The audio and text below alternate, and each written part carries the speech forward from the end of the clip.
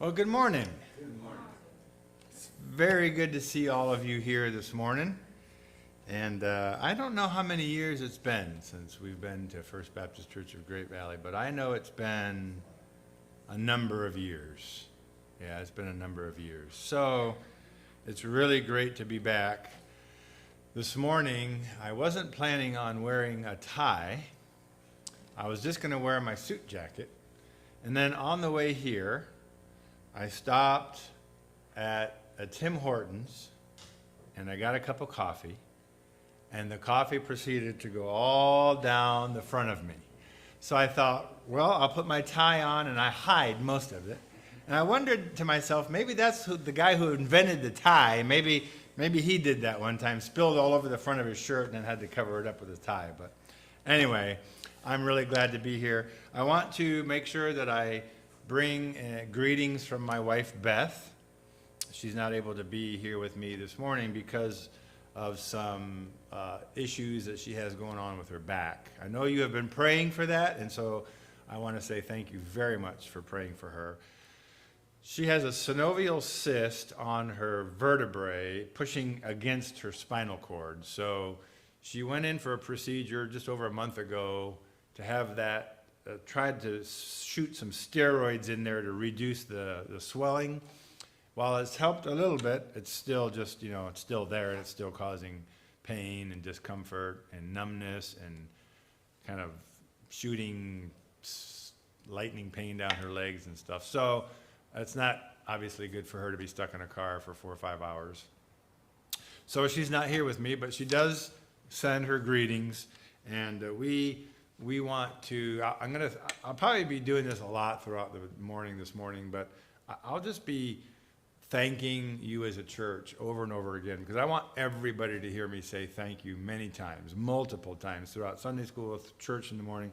We are so grateful for First Baptist Church of Great Valley, New York.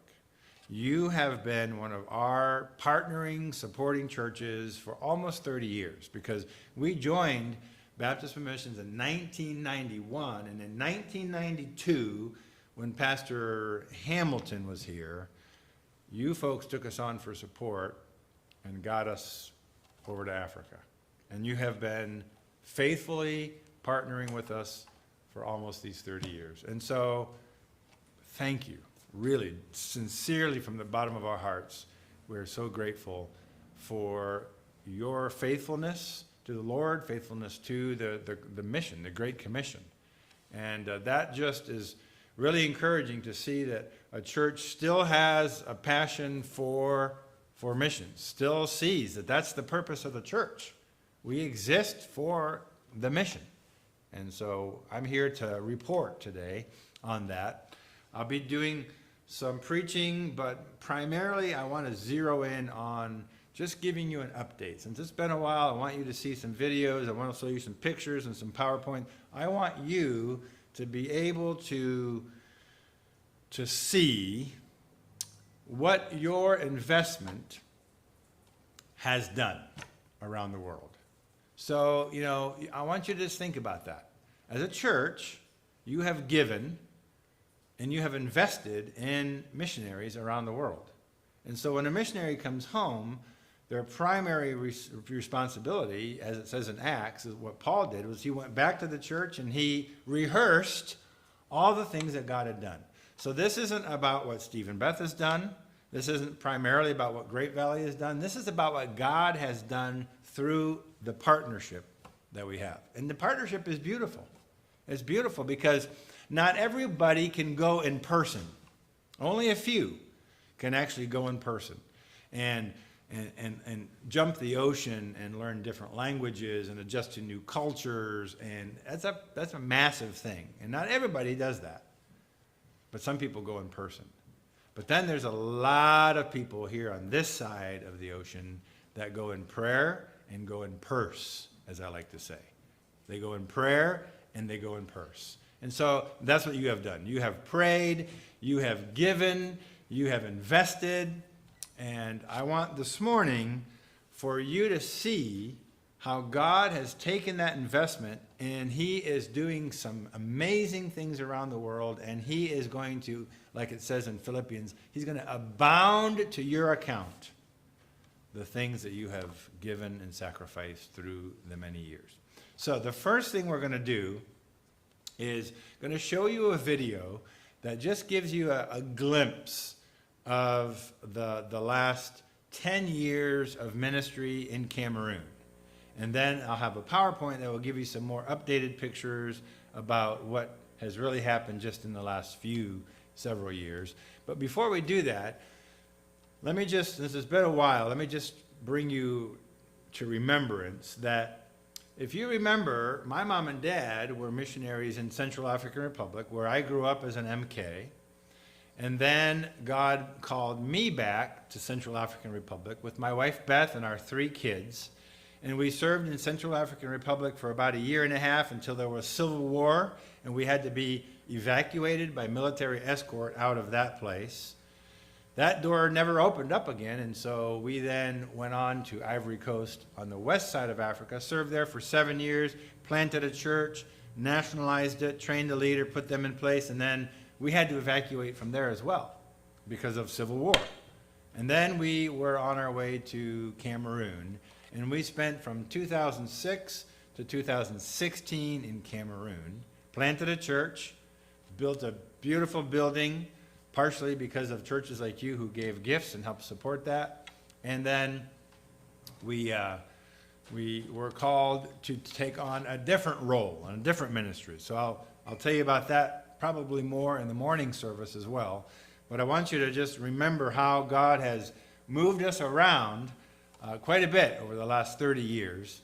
And it wasn't our plan, but it was God's plan, and we just followed him, and he's taken us in different places. So let's go ahead and go right to that video. Hopefully it'll come out good. You'll be able to hear it and see it, and then I'll come back up when it's over. Most people, when they think of Africa, they think of bush pygmies running around with spears, hunting animals. They think of the wild, savage kind of mentality. They think of wars and disease and poverty and civil unrest and a lot of negative perception. The reality is that Africa is becoming a completely different place than it used to be. We're moving from rural to urban.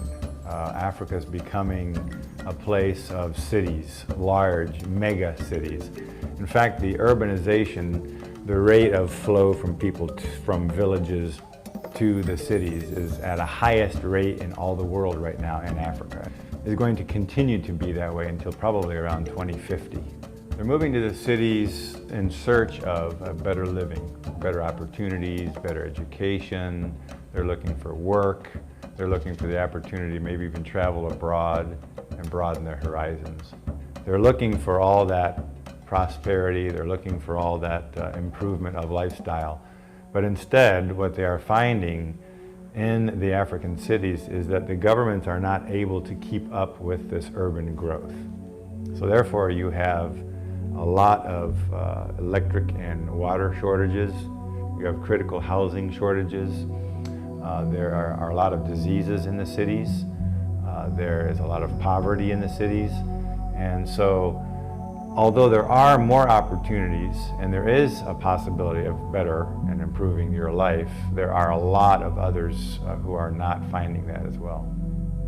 The health, wealth, and prosperity gospel has literally taken over the African continent. There are many preachers of prosperity who are rising up and who are promising to these people everything from job promotion to fertility to protection from sorcery and witchcraft, and even travel abroad, visas to Europe and to the United States of America, where so many people would like to go. And these preachers of prosperity obviously make promises that they can't keep, and that has produced a whole host of people who are very disillusioned, very confused, in search of truth but not finding it. In 2006, God called us to Yaoundé, the capital city of Cameroon. Yaoundé was a sleepy little capital city of about 300,000 people. Today, Yaoundé is a hustling and bustling city of almost 3 million people. Our primary ministry in Yaoundé started in 2006. In 2008, we started the Église Baptiste de Dodja, and it was just myself, my wife, and our 3 kids. Through the years, the Lord has blessed. We have outgrown 2 buildings. We have been able actually to purchase land to build a new building for our church. And out of that small church, we have 3 men who are now actually in seminary training for full-time ministry. The first man that's training for seminary for full-time ministry, his name is Halirou Mercia Etienne. Etienne was saved out of a Muslim family at the age of 16 years old. And when he took the step to be baptized by immersion, that was a life-altering step for him. He was immediately rejected by his Muslim family. His own mother took his birth certificate and tore it in half in front of him and said to him, "You are no longer worthy to be called my son." So that was a heartbreak. And through much tribulation, through much persecution, Etienne has grown, and he has become a very strong, mature believer. And he is in his last year of seminary training, pursuing a master's degree in theology, with the definite and most passionate goal of planting churches among Muslim people. Nzuga Lankyo Ug is in his second year of seminary training. He was saved out of a background of witchcraft and sorcery. And when he came to Christ, he immediately began to devour the Word and began to get involved in ministry. He currently is our youth pastor. He is working as a worship leader in our church, and as well as pursuing his seminary training. His ultimate goal and desire when he's finished is to also plant more churches in the city of Yaoundé. Belinga Jean David is also in seminary training, his last year of school, and he has a very strong passion for church planting as well.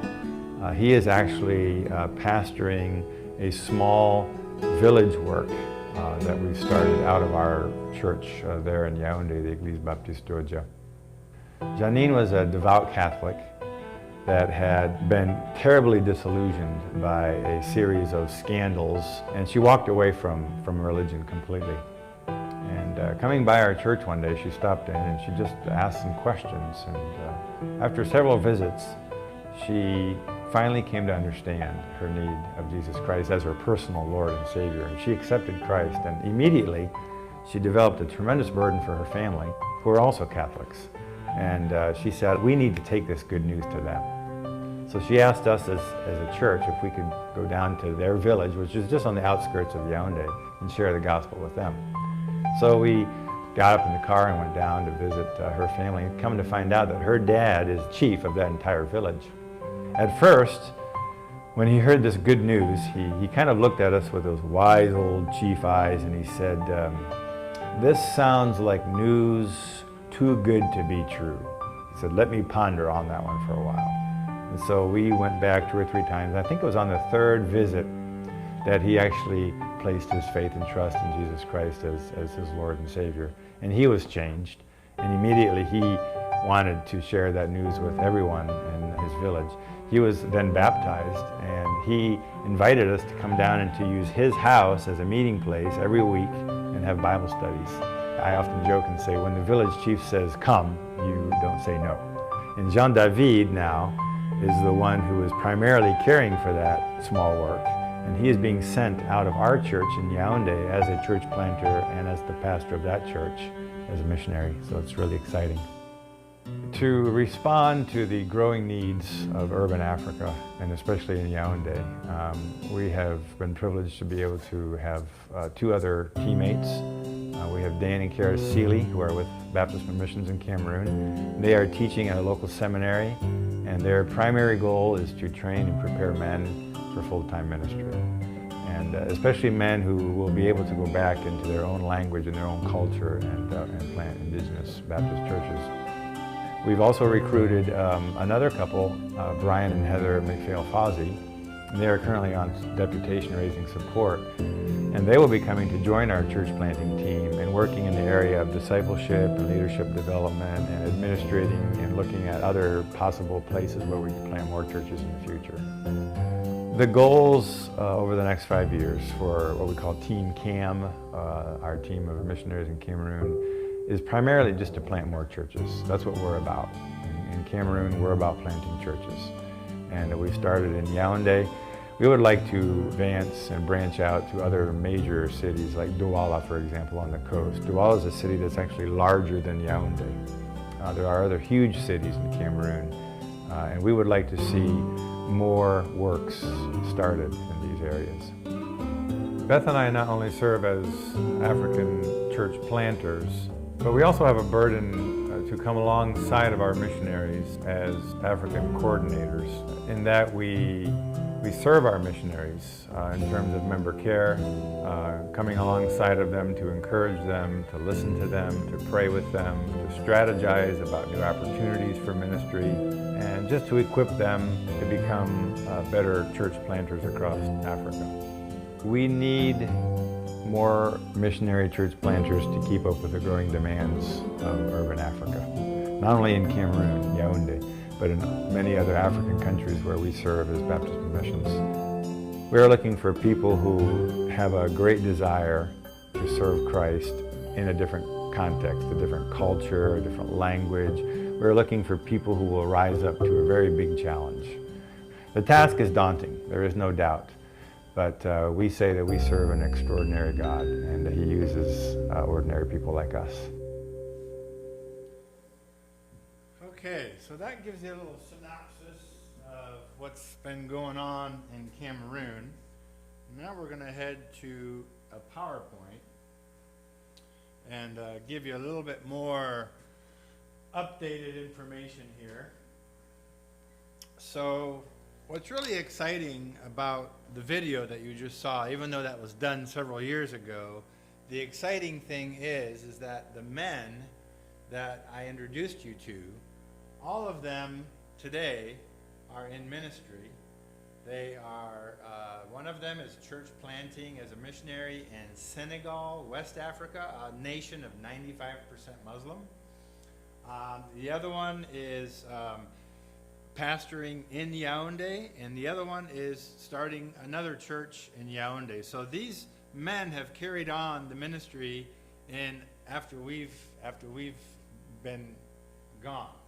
And the missionaries, so we have 2 missionary couples that are still working there. In fact, right now, the one family, the Brian and Heather Mack, are there, and they are continuing on a ministry of working with multiple churches now that have been established to kind of strategize as to how they can better do ministry in the future. So all of that, by God's grace, started in 2006. And it was because of partnerships with churches like you that made that possible. Now, let me introduce you to my family. You saw a picture of our family on there that was pretty old. So they're all grown up now. We've got grandkids and all that good stuff. So this is my wife, Beth. This is a recent picture of us. And this is our children, our grandchildren, and their better halves. So on the left-hand side, you have Austin and Alyssa, our daughter, and next to her mom, and their two kids, Weston and Rowan. And then next to me is my oldest son, Ben. Ben is married to Lauren, and they have 2 boys. The big boy there is Noah, and the little guy with a finger in his mouth is Jasper. And then on the right-hand side is our youngest son, Brandon. That is his girlfriend, just became his fiance about 3 days ago. They got engaged. So they are all doing well. The two of them, the youngest son, Brandon and Alyssa, their families live in Michigan, and Ben and his wife live in Charlotte, North Carolina. So let me just give you a quick review of the ministry in Cameroon. As you'll remember, it was started in 2006 when we went there after having served in Ivory Coast. And when we went there, we went for two reasons. One reason was the Baptist Missions asked us if we would take on the responsibility and the role of what they call African coordinator. So as an African coordinator, our job, because of our years of experience in Africa and the heart of caring for missionaries that we had, they asked us if we would provide kind of supervision, oversight, care, encouragement, strategic planning, that kind of thing, with all of our missionaries in 12 different countries in Africa. So Cameroon is a centrally located nation, allows for somewhat more facilitated travel to different parts of Africa. And then when we got to Cameroon in 2006, we realized that there were no missionary church planters in that entire city of Yaoundé. Now there were other missionaries doing translation work, different kinds of helps ministries, just all kinds of social, helps and things like that. But there wasn't one American missionary doing church planting. So we decided that we would also start a church. And that church started in a very small little house. It was a house that we rented. And it started out with us teaching English as a second language, which led to people interested in Bible studies, which led to the formation of a church. The church was formed. We elected deacons. We began to grow. We outgrew one building and moved to another building. That building then had to be remodeled and walls broken out so that we could fit everybody in. And even at that time, we had people sitting in the church building, sitting outside on a veranda or a terrace because there wasn't enough room inside. So people were hungry. People were hungry to hear the truth of the Word of God. Like I said, there are so many Pentecostals and Charismatics that teach all kinds of heresy and that lead people astray. And so when there's real good biblical truth preached, there's people that are interested in hearing that. After we outgrew all the other buildings, we were able to purchase some property, and many of our churches here in America donated funds to help us buy the property. The property in a big city like that in Africa is very expensive, so we purchased the land, and then we began the building project. And I'll just run you through a few pictures here of the building project. This is the sanctuary straight ahead. Over to the left-hand side here was Sunday school classrooms, and underneath was a pastor's parsonage. And so this is the finished product here with the floor being poured, and then the tile being put in, and all the decorations done. And there we are on one of our first Sundays in the new church building with a fairly full house, as you can see there. We had a lot of people attending that church, and some of these were visitors because it was the first inauguration Sunday, but it was a great day of rejoicing and building dedication, and we had a big banner across the front of the property that shows here, welcome to the day of the inauguration of the chapel of the Église Biblique Baptiste d'Ahala. That's the name of our church, Bible Baptist Church of the neighborhood or the suburb of Yaoundé called Ahala. This man here, I had the opportunity to lead him to Jesus Christ. And what a joy it was when he placed his faith and trust in Jesus.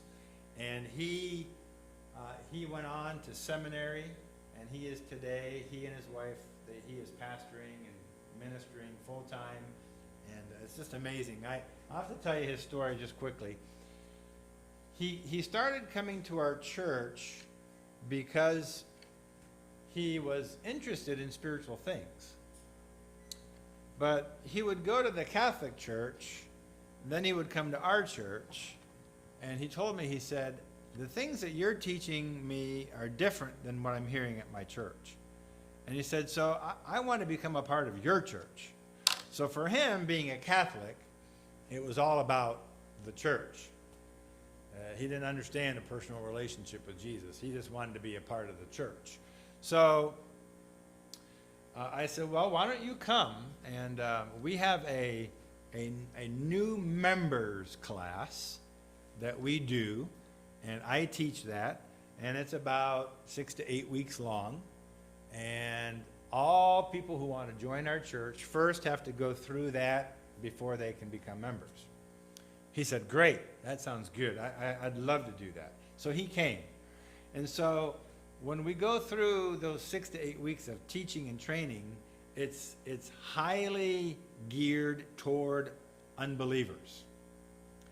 And it's because so many of them think that, they're already Christians because they go to church, but they're not. And so the first few weeks we were going through the plan of salvation. We were going through what does it mean to be a Christian, to be a follower of God, and what is baptism, and what does it portray, what's the meaning of it, and all those kinds of things.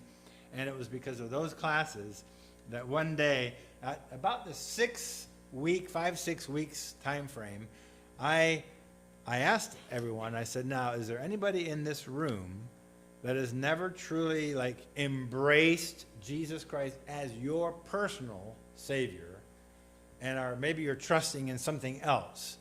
And I said, if there's anybody here that would like to know more about that, I'd like you to just raise your hand, and we can talk about it. Man, he didn't raise his hand.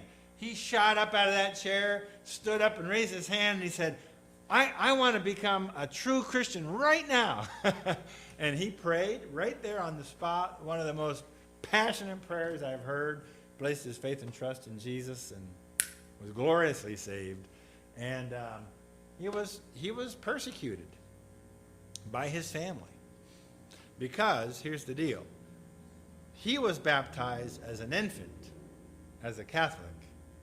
And in Africa, the worst possible thing that you can do to somebody, especially your own family members, is bring shame on them. That's the worst thing, is to bring shame on your family. And so, by him being baptized by immersion, he was basically saying to his whole family, the baptism that you baptized me with as an infant wasn't really legit. It wasn't sufficient. And so I'm making a decision as a believer now to be baptized by immersion. And when he went home after that day of celebration at our church, Sunday morning in church, we all jumped into taxis and vans, and we went out to the river. And as you could see, you maybe saw the brown waters, brown as these pews right here, the water. And we went down into that water and baptized this man and others. It was a day of celebration. It was glorious. And we were all on cloud 9. We got back to the church. We had a big dinner together, and it was amazing. That afternoon, when his name is Mbida Joseph, that afternoon when Mbida Joseph got home, and he lived in a kind of like a compound with his parents and family members, when he got home, after a day of celebration and joy, he found all of his personal belongings. So like his backpack, suitcase, shoes, clothes, whatever else he had, he found them all out in the front yard, thrown out there, and they said to him, "You're not welcome here anymore. You brought shame on us." And that's the story of Mbida Joseph. But Mbida Joseph has continued walking with the Lord. He is in ministry with his wife, finished seminary, and just an amazing testimony to God's grace in his life. This man right here is Pastor Nana Chapman Emile. And Pastor Nana Chapman is the man and his wife who are now pastoring the church that we started, that church that you just saw, all the people. He now is the senior pastor, living in the parsonage that we built for him, and is doing a wonderful, wonderful job. That's his wife there. Her name is Giselle, with Beth and me, and that's on the day that we actually officially turned the church over to them as the senior pastor and his wife. This guy is another great testimony of God's grace. I like to tell you about people being saved, because that's what missions is all about. It's not just about buildings. It's not just about people going overseas and learning new cultures and new languages. It's about people being saved. And let me just encourage you to know that. When you partner with missionaries, and when you support missionaries, and when you talk to missionaries, make sure that missionaries are talking to you and telling you stories about people. Because that's really what missions is all about. It's about people. And sometimes missionaries can get a little confused. They can think it's about projects. They can think it's about properties. They can think it's about other things. But it's really, when it all boils down to, it's about people. And this man here, his name is Jean-David Bellinga. Bellinga came to us as a quasi-believer, you could say. He kind of thought he was a believer, but I don't really think he was, because he was out of a Pentecostal charismatic church.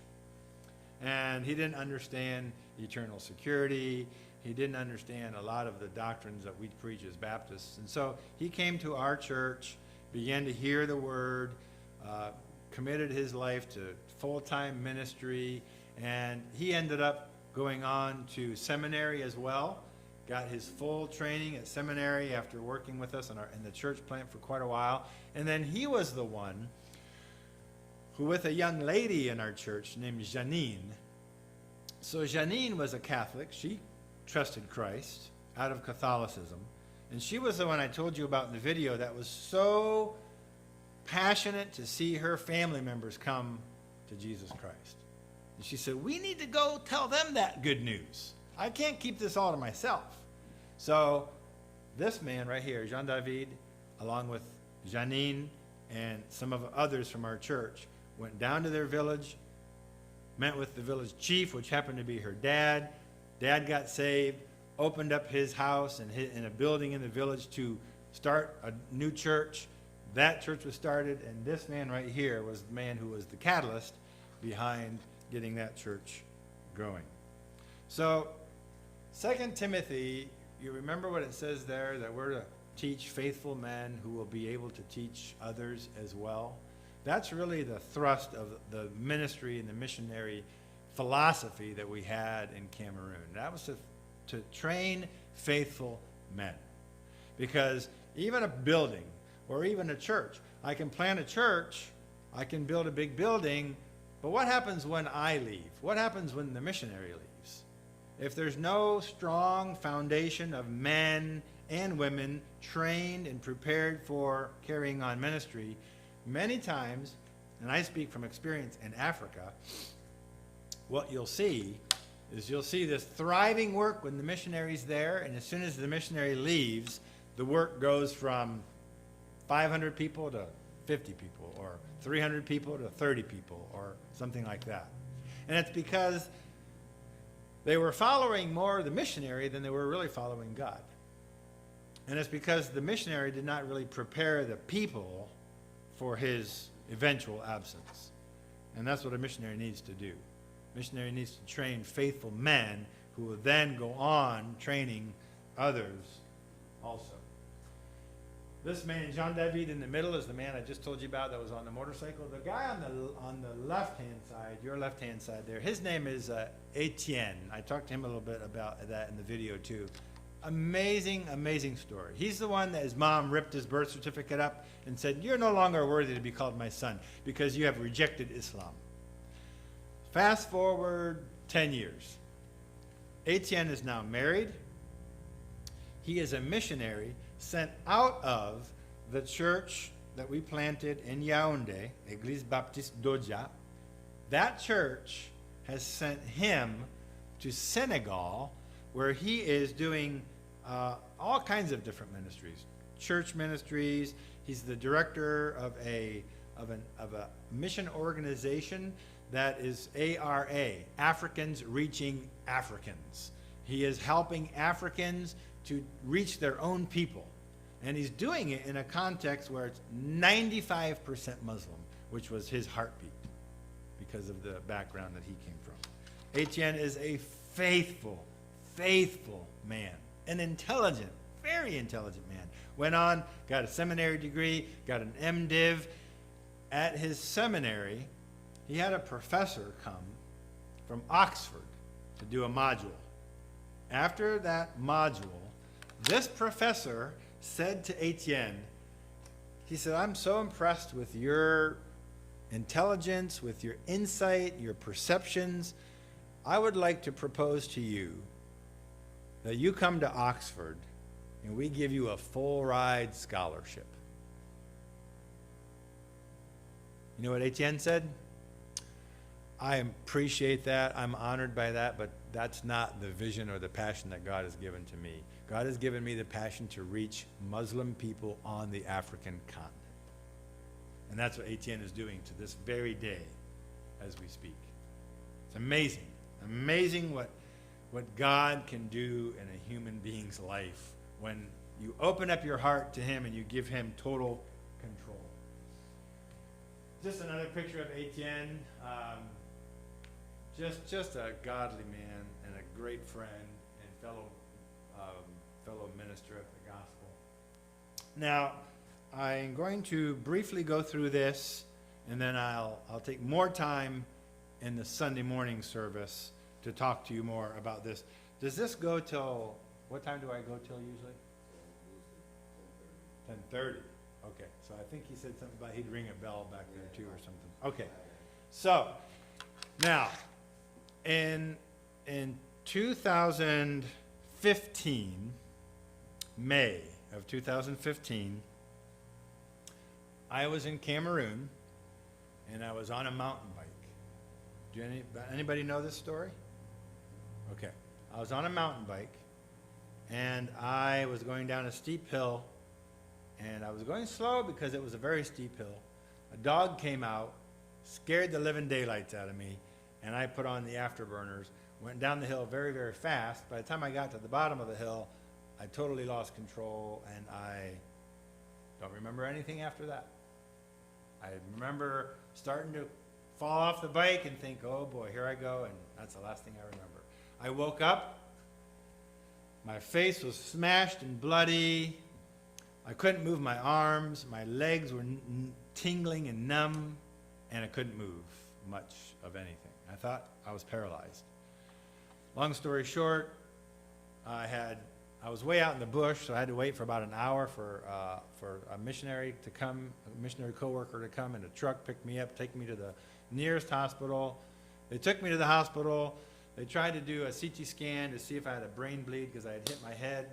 They got me up on the table, got me all ready for the CT scan, and one of the technicians came in and said, oh, that machine's not working. You have to send him to another hospital. Loaded me back up in the back of a pickup truck on a hard board, strapped to the board, took me to another clinic, did a CT scan. Thankfully, by God's grace, there was no brain bleed. There was a massive concussion, but not an actual brain bleed. And the other issues were that my spinal cord was severely traumatized because of the bending of it. Fortunately, no bones were broken, but the spinal cord was traumatized. And so for about a year after that, I had ongoing all kinds of nerve issues from my head to my toes, really. During that time, as we were preparing to return to Cameroon, now, in fast forward a few months, we're near the end of 2015, October, November, in that time frame. We had been home on that short furlough, getting ready to go back. Baptist Missions came to me, and they said, Steve and Beth, we've watched you through the years. We've seen the ministry that you've had. We've watched you do the African coordinator ministry over the last almost 8 years, 10 years. And we would like to invite you to become the administrator for all of the missionaries with Baptist Missions serving in Africa and Europe, which greatly increased our circle of influence from just Africa, 12 countries in Africa, to now 12 countries in Europe. And that would be a now full-time ministry of recruiting new missionaries, training missionaries, walking with missionaries through all their years of service, helping them become more effective, planning with them, strategic planning, helping them to just, what Beth and I say is our role is to help missionaries thrive.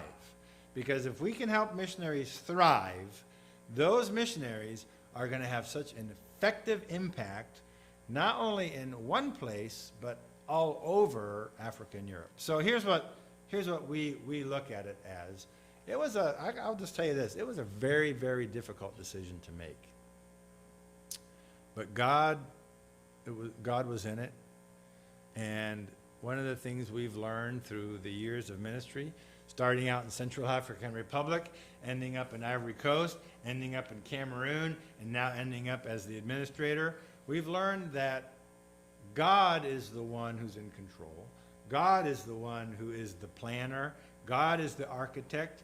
I just say yes to him. And if we can come to that point where we just can say yes to God, and even as Jesus did, Jesus said, is there any other way? Does it have to be the cross? That's really painful. That's really demoralizing. That is just so hard. Is there any other way? And then he said something really important, didn't he? We all know what he said. Nevertheless, not mine, not my will, but yours. That's what Beth and I had to come to grips with. Oh, we wanted to go back to Africa and live in Yaoundé, plant another church after we had planted the first one, or work with the pastors there, plant more churches around Africa. But God said, no, I've got something better, bigger, maybe more important, maybe larger in capacity, influence, and this is what I want you to do now. So, did I ask that question? Yeah, I kind of did, actually. Lord, are you sure it's me? Isn't there a better way? Isn't there someone else that could do that? Nevertheless, okay, Lord, not my will, but yours be done. So God brought us to this role of administrator for Africa and Europe. And this is what we do. We care for missionaries. We work with retaining missionaries. We work with recruiting new missionaries. And we work with helping missionaries relate to each other, relate to their supporting churches, relate to the nationals, learn the language, make sure they get the culture down, and all of that. So let me just paint a real brief picture for you to help you understand what this role means and the importance of it. I had to do this for my own self to convince me that this is something that was really worthy of leaving our ministry in Cameroon to do. So, number one, what I see in this role as, basically think of it as a coach to missionaries from recruitment all the way through ministry to retirement. As we coach them and help them, we are not just simply church planting one church in one city, in one location, but we are actually being involved in and influencing multiple church planters in multiple countries, in multiple cities, all over Africa and all over Europe. So it looks like it's really expanded the influence of the years of experience that we've had. So that's one thing that's important for us as we took this role. Secondly, let me just talk to you about this. So one of the most difficult things that mission organizations face is recruitment. recruitment to get new missionaries to say, I will give my life, not just a week in the summer, not just a 2-month internship, but I will give my life as a career missionary to God wherever he sends. That is becoming fewer and fewer, less and less these days. So, once a missionary gets recruited and he goes through all of the steps to prepare to go to the mission field, think about that. Sometimes they have to go through 4 up to 6 to 7 years of schooling, right? Bachelor's degree, many of them now have Masters of Divinity. That takes 7 years, 8 years.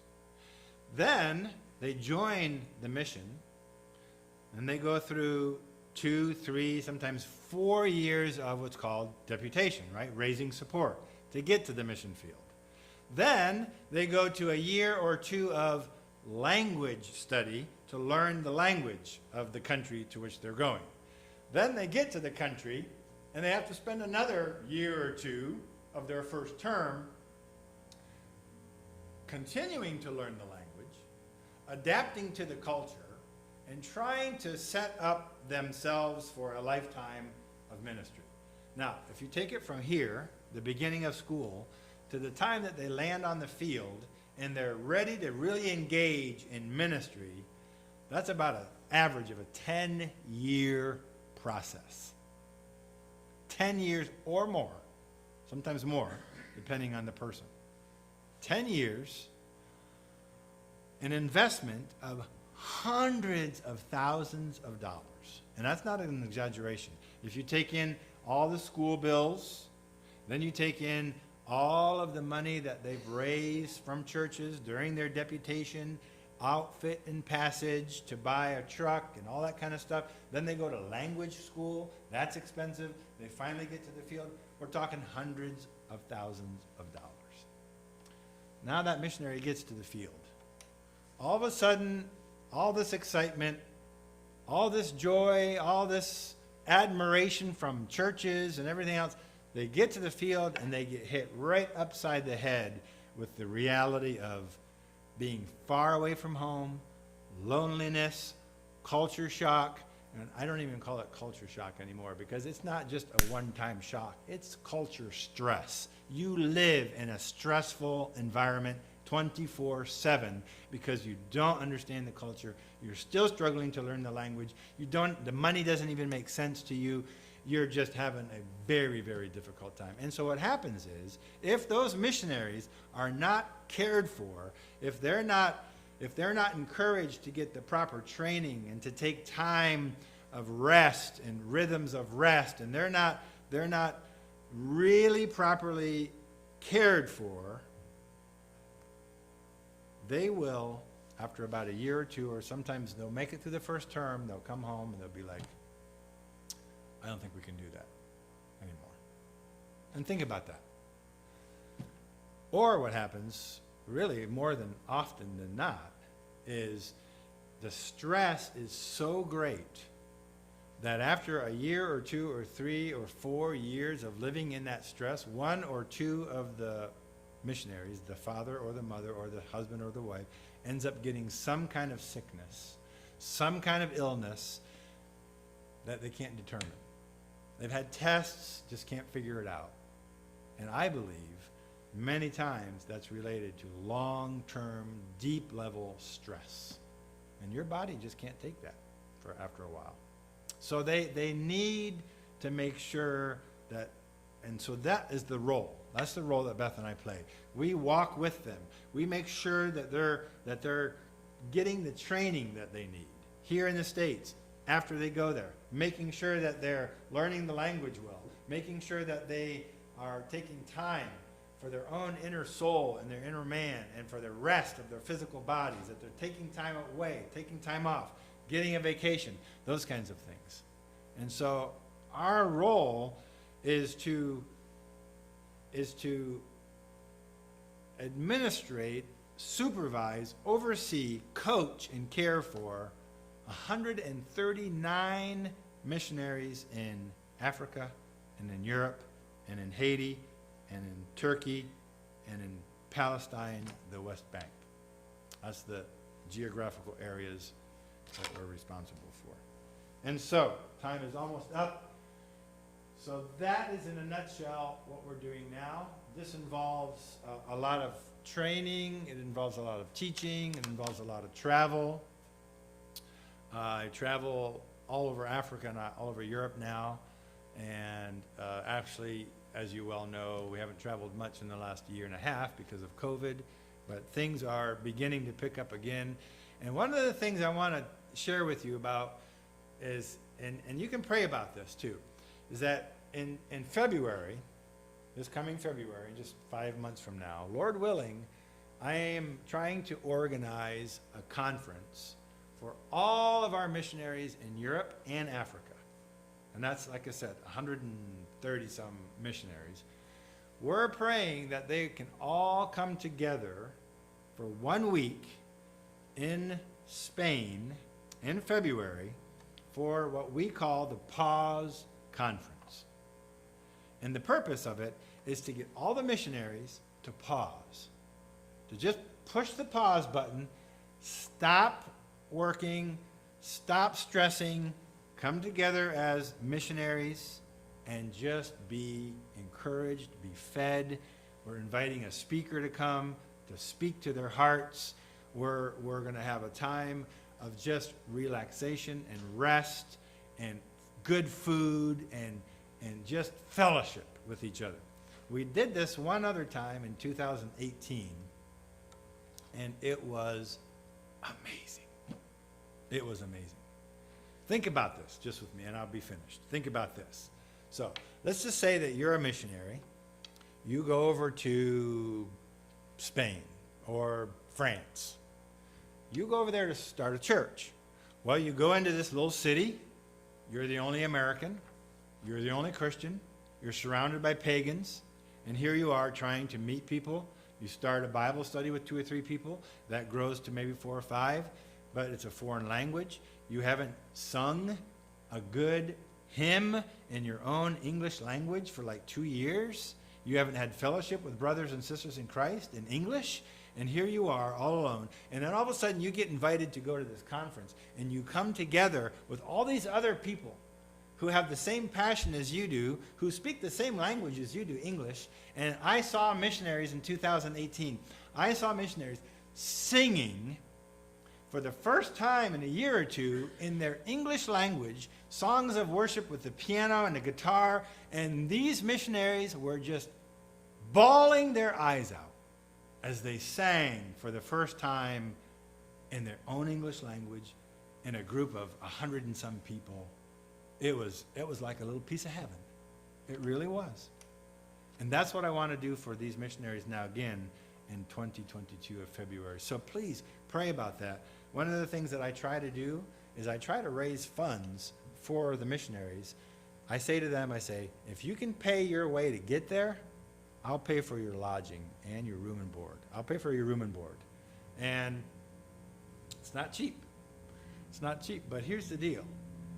If through that kind of a thing I can get a missionary to be encouraged and thrive and stay and stick it out and continue to minister and go back with fresh ideas and a buoyed spirit and encouraged, that's worth any amount of money. Because you know what's going to happen? Souls are going to be saved. The ministry is going to go forward. The missionary is going to stay, and he's going to have longevity. And it's just an ongoing thing. So pray about that, if you would.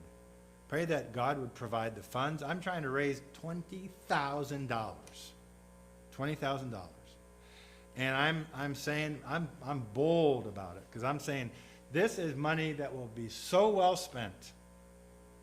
It will impact missionaries. It will impact generations to come because of that. So I'm trying to raise $20,000. That $20,000 will be spent for paying all the room and board for all these missionaries, so they don't even have to pay for it. And they're more likely to come, because I don't force people to come. I just say, I'd love to have you come, because it will bless your heart. So that's the Pause Conference, February 2022. And that's just part of some of the things that we do as administrators for baptism missions over Africa and Europe. Okay, I better stop. 2 minutes. Any questions? Yes, sir. How many Baptist missionaries are looking for support under Baptist missions? Right now, with our missionaries, I could say that we have about 12 missionary couples or families that are currently doing the deputation tour, trying to raise funds to go. Is that your question? Is that an answer to your question? Okay. Anybody else? Yes, sir. Back many years ago, you had a close friend by the name of Bruno. Yes, I did. What's his status? Okay, good question. Wow, you have a great memory and even remembered his name. So Bruno is my African brother, raised basically by my parents. Bruno is currently serving as a missionary back in Central African Republic. And he is there right now as I speak. I got a word on this morning and he's taught us here, no Bible, no breakfast. Uh-huh. That's One of the things he taught you? That's one of the things he taught us. Okay. No Bible, no breakfast. No Bible, no breakfast. Good. I'll have to tell him that you remembered that. Yeah, that you remember him and asked about him. That's beautiful. Yes. You were a missionary kid. I was. Still am. What brought you to want to go into missions as you witnessed your parents in that, in your missionary tour? Yeah. That's a good question. What influenced me or brought me to that conclusion? Well, I saw my parents do ministry. I went to Bible college at Practical Bible Training School, not really knowing that that's the direction that I would go. But when I went there, I enrolled as a missions major because my mind more or less was, I'm gonna plan to go to the mission field, but I'm gonna be willing to stay home, which is the exact opposite of what 99.9% of all Christian young people in America do today. Most people, young or old, will say, well, I'm willing to go, Lord, but I'm planning on staying right here in my comfortable middle class life. I said, I'm planning to go, but I'm willing to stay. So God, if you don't shut the door on me, I'm out of here. I'm going on to the mission field. And so my missions professor had a big influence on me. He asked me questions about, do you think that it was by mistake that God had you grow up as an only child, that you learned the language better than any other person probably that that has brothers and sisters, because all my friends were the African boys and girls. And he asked me all these questions, and then I went back during a summer break from college, and it was then that God just gripped my heart, and I just knew when I came back I couldn't do anything else. And that's something that somebody said to me once too. If you can do anything else, go do it. But if you feel in your soul, man, I could not see myself doing anything else, then you better do it. And that's how it was for me. Yes. If our church wanted to make a contribution towards your Paul's 2022, Yeah. we send that directly. How can we do that with White in the mission board grabbing Exactly. that chunk? Exactly. That's just easy answer. Just send it to Baptist Missions, but make sure that on the memo line or with a note or something that you designate is for pause.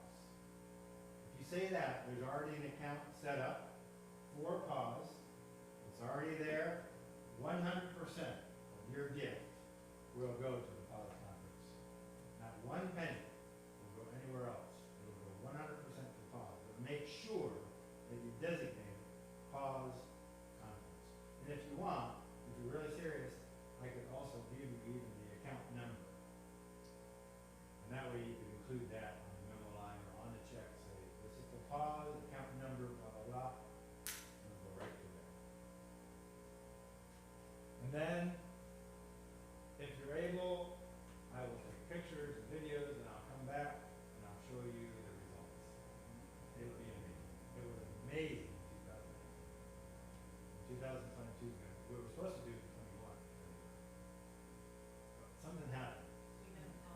Yeah. Don- We got a worldwide cause. Don gave us a A cause. worldwide cause. Okay, yes, sir. One last question. Where are you actually residing?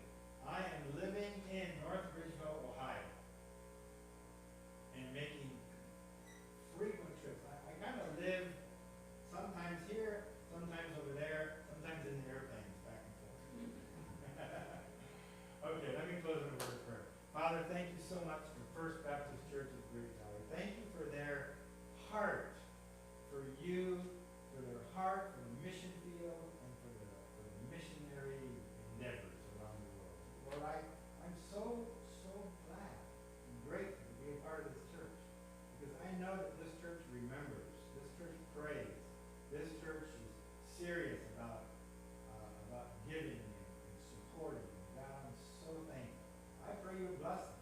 I pray that you would provide a pastor for them. I know Pastor Matt is encouraging them to find someone. I pray that you provide someone who will come here and just really help them to grow and continue the passion that they have for worldwide missions. In Jesus' name I pray. Amen. Okay.